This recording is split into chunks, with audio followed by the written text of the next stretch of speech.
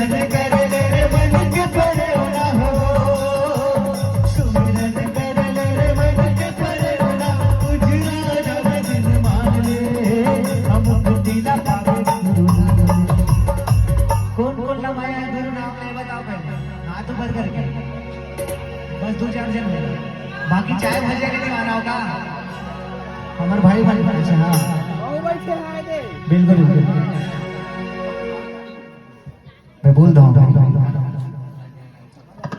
अच्छा हमारे भाई अजय जो कि रामपुर से हमारे हमारे संगवारी आपन को नहीं सादर पर समारा जी, तो बाबा जी के दीवाना कौन को नहीं बताओ, हाथ ऊपर करें एक बार सब झंडा, तो ठीक है हाथ ऊपर करके ताली बजाओ तब अच्छा लगेगा। अभी नहीं कहें और ताली बजाओ बट गाना के संग संग बजा रहे हैं।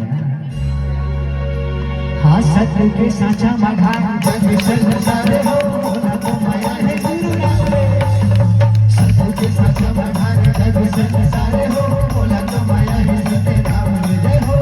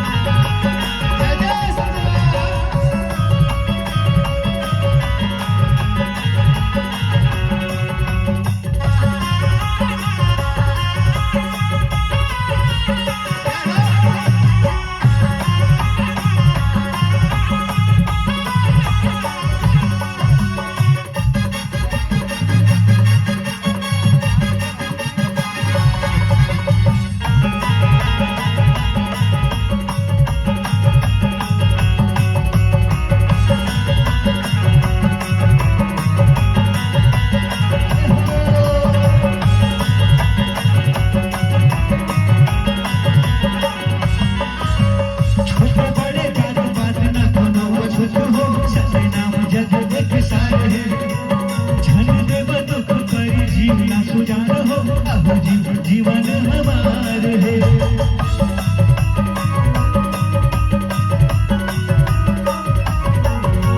छोटे बड़े जात पात ना कोनो अछूत हो, सतनाम जग एक सार है।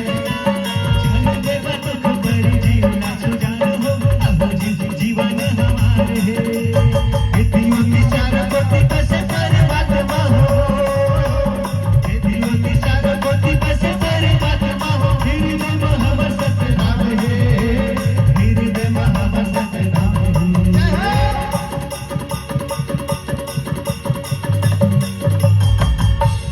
गाना तो खत्म हो गए, लेकिन नहीं अभी नहीं खत्म हो रहे।